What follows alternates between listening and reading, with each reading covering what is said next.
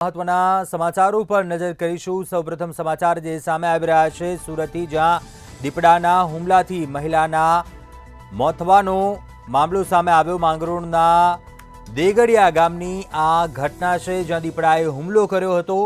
દીપડાને પાંજરે પૂરવા trap camera તેમજ drone camera દ્વારા ચાંપતી નજર રાખવામાં આવી રહી છે। ઘટનાની જાણ થતાં જ ધારાસભ્ય ગણપત વસાવા દેગડિયા ગામે પહોંચ્યા હતા।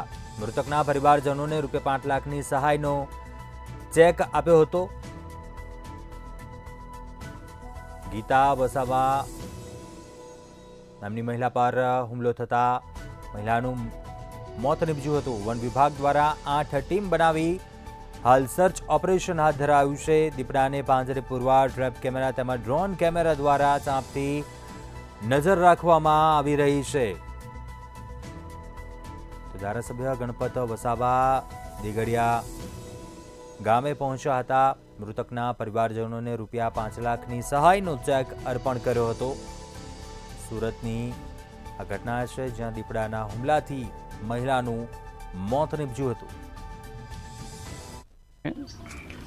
ગઈકાલે સવારે એક દીપડા દ્વારા ગીતાબેન વસાવા નામના આદિવાસી મહિલા ઉપર આ દીપડાનો હુમલો થયો છે અને જેમાં ગીતાબેનનું મૃત્યુ થયેલ છે। અને આ ઘટનાની જાણ થતાં જ અમારે ભારતીય જનતા પાર્ટીની ટીમ,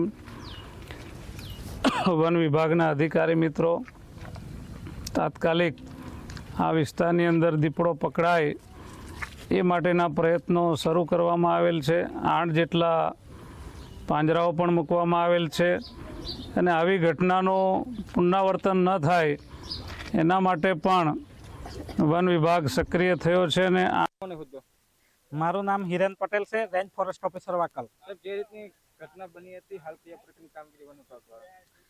હાલ અહીં બોરસદ દેગડિયા ગામે એક આદિવાસી મહિલાનું દીપડા દ્વારા મૃત્યુ ઉપજાવેલ છે, જેની અમે અલગ અલગ 8 ટીમ બનાવી અને દીપડાને શોધવાનું કામગીરી ચાલુ છે। અને અલગ અલગ વિસ્તારોમાં દીપડાના ફૂટમાર્ક, ખઘારની પણ શોધખોળ ચાલુ છે અને અલગ અલગ જગ્યાએ 8 પાંજરાઓ પણ ગોઠવવામાં આવેલ છે।